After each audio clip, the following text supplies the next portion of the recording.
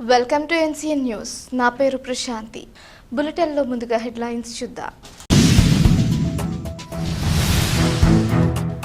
వరి నుండి పామాయిల్ సాగుకు రైతులు ముందుకు రావాలి. జిల్లా కలెక్టర్ కీర్తి చేకూరి. జిల్లాలో ఆయిల్ పామ్ సాగు విస్తరణకు రాష్ట్ర ప్రభుత్వం నిర్దేశించిన లక్ష్యాలను సాధించేందుకు రైతులు ముందుకు రావాలని కలెక్టర్ కీర్తి చేకూరి పిలుపునిచ్చారు.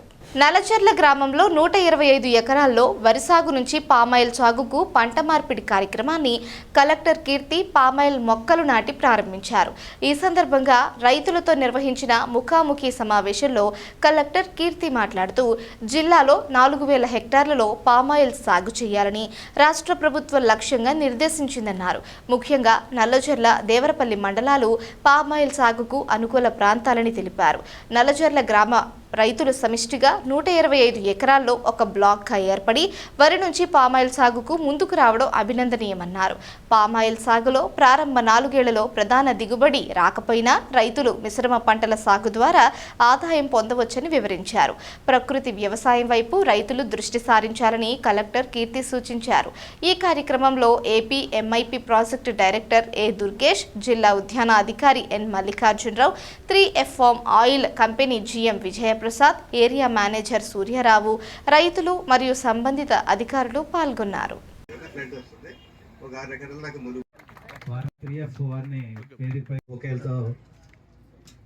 ఎలమాడి సీను గారు వచ్చి గౌరవ మనం ప్రోత్సహిస్తున్నాం. దానికి నువ్వులు కానీ ఏరుశెనగ మంచిది. ఒక 6 ఏళ్ళు 7 ఏళ్ల తోటని వస్తుంది. మన భారతదేశంలో మరి వంట నూనె అవసరాలు తీర్చడానికి వేరే మరి 3F దానికి విరుద్ధంగా మీటింగ్ పెట్టి ఆ రోజు ఆయిల్ పామ్ తెలుసుకుని ఈ మండలం అంతా కూడా ఆయిల్ పామ్ ఉండాలి. ఎందుకంటే సిఎస్ అధ్యక్షులు వారిని కూడా వేదిక పైకి సాధారణంగా ఆహ్వానిస్తున్నాం. మన జిల్లాలో ఈ సంవత్సరం 4000 హెక్టార్లు టార్గెట్ ఉంది. టార్గెట్ పక్కకు పెడితే నల్లజర్ల కానీ దేవరపల్లి కానీ ఈ మండలాలు మాక్సిమం పొటెన్షియల్ ఉన్న మండలాలు. ఉండ్రాజవరం, పెరవల్లి వెళ్ళినా సరే అక్కడక్కడ ఆయిల్ పామ్ ప్లాంటేషన్స్ కనిపిస్తున్నాయి. అంటే ఆదాయం ఎక్కువ ఉండడం వల్ల ఎక్కడైతే రైతులు ఇంట్రెస్ట్ చూపిస్తున్నారో వెళ్తున్నారు. కానీ కొంచెం లెక్క వెళ్తున్నారు. 3 ఎకరాలు 2 ఎకరాలు 5 ఎకరాలు వెళ్తున్నారు.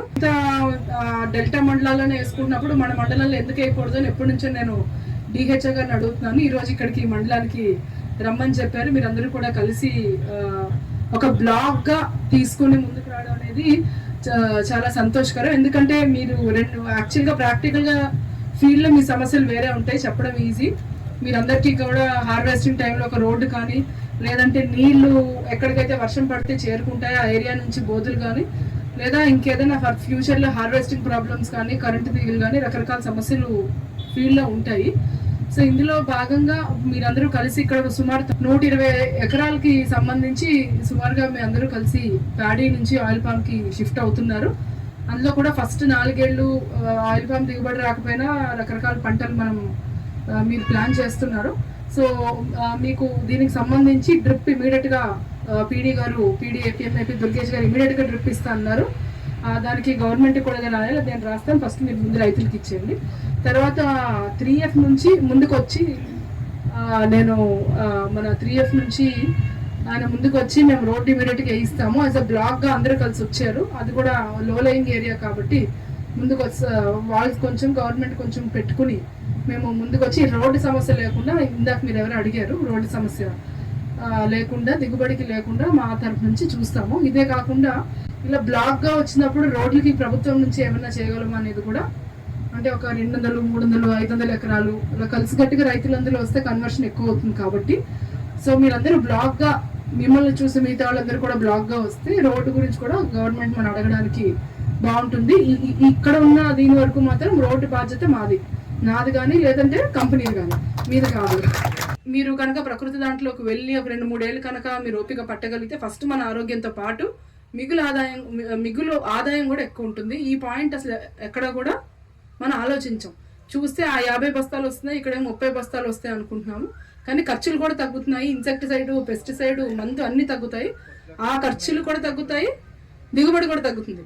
సో దాంతో కానీ ఆదాయం మాత్రం పెరుగుతుంది. ఈ పాయింట్ ఎవరు ఆలోచించట్లేదు.